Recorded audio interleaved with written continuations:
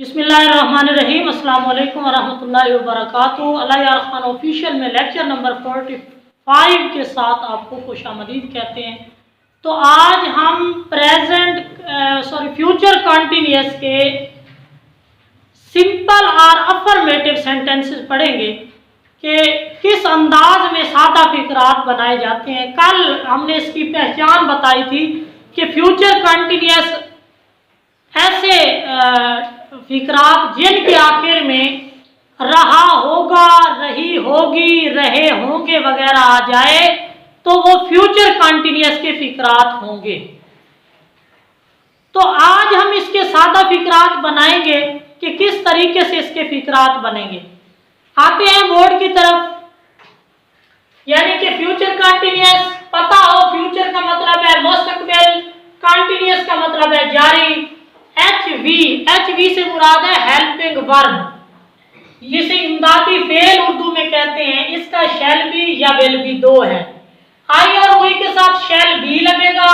अगर फाइल वाहिद या जमा या इन दो प्रोनाउन के अलावा बाकी प्रोनाउन आ जाएं तो तब विल भी लगेगा। फिर ये एक चीज आपको पता हो। दूसरा, इसकी पहचान पता हो, रहा होगा, रही होगी, रहे होंगे। फिर हम आ जाएंगे सिंपल और अफर्मेटिव सेंटेंसेस। इसका फार्मूला देख लेते हैं। सबसे पहले फाइल आएगा जिसे इंग्लिश में हम सब्जेक्ट कहते हैं। फिर हेल्पिंग वर्ब आएगा जिसे हम इमदादी फेल बोलते हैं। इसका इमदादी फेल है विल बी या शैल बी, ये लगेगा।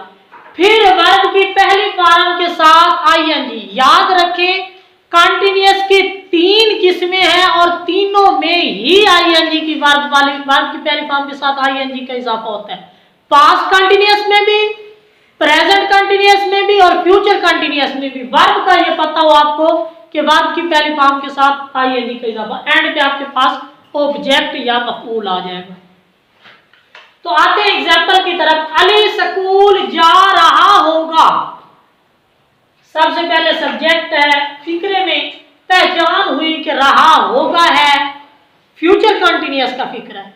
फिर पता ये चला कि ये सिंपल है, सादा है, ना नहीं का जिक्र है, ना क्या का जिक्र है, ना कब, कैसे, कहाँ, क्यों, मतलब ना कौन, इनका जिक्र नहीं है, तो सादा फिक्र है। तो बनाएंगे सबसे पहले सब्जेक्ट अली, वर्ब आ जाएगा हेल्पिंग वर्ब इसमें आ जाएगा। चूंकि वाहिद है तो विल भी लगेगा। ना इसमें आई है ना हुई है। अगर आई और हुई होता तो फिर शैल बी लगना था, तो ये विल भी लगा है, अली विल बी। फिर वर्ब की पहली फॉर्म इसकी वर्ब है जाना, गो। दूसरी है वेंट, तीसरी फॉर्म है गॉन। तो मैंने ये कहा है कि वर्ब की पहली फॉर्म जो गो है उसके साथ आईएनजी का इजाफा करेंगे तो बन जाएगा गोइंग। एंड पे ऑब्जेक्ट जो है हमारे पास आ जाएगा टू स्कूल, यानी Ali will be going to school. उसके बाद है हम खत लिख रहे होंगे। अब इसमें सबसे पहले सब्जेक्ट है हमारे पास हुई।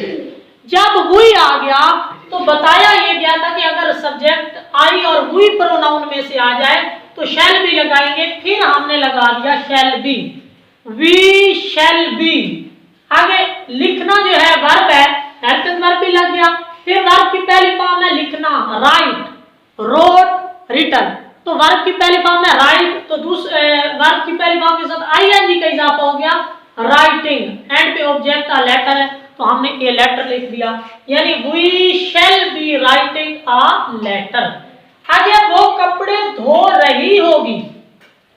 तो सबसे पहले हमारे पास लगेगा शी, चूंकि लड़की है लड़की के लिए शी लगाते हैं, शी। उसके बाद हेल्पिंग वर्ब आएगा विल बी, क्योंकि वाहिद या जमा या फाइल कोई भी आई हुई के अलावा विल बी लगता है, विल बी। फिर धोना की इंग्लिश है, धोना इसमें वर्ब है तो वॉश। दूसरी फॉर्म है वॉश, तो तीसरी भी है वॉश। तो पहली फॉर्म वॉश है तो एनजी वाली फॉर्म लगेगी वॉशिंग। और एंड पे जो हमारे पास कपड़े है ये ऑब्जेक्ट है तो दी क्लोथ्स लग जाएगा, यानी she will be washing the clothes.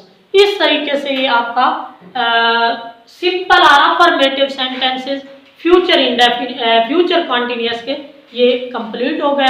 कल इंशाल्लाह हम इसके नेगेटिव सेंटेंसेस पढ़ेंगे नेक्स्ट जो हमारा लेक्चर होगा। तो इंशाल्लाह 52 में हम इसके 51 या 52 लेक्चर्स में हम ये बिल्कुल 50 लेक्चर में तकरीबन मुकम्मल हो जाएगा। ये हमारे आधे टेंस कंप्लीट हो जाएंगे, 6 टेंस, 6 बाकी रह जाएंगे, वो इंशाल्लाह नेक्स्ट आने वाले जो है 15 से 20 दिनों में वो हम कंप्लीट करवा देंगे। तो एक माह में अगर आप चाहेंगे तो एक माह में ही आप मुकम्मल की मुकम्मल इंग्लिश ग्रामर कर सकते हैं। अल्लाह ताला आप लोगों का हामी और नासिर।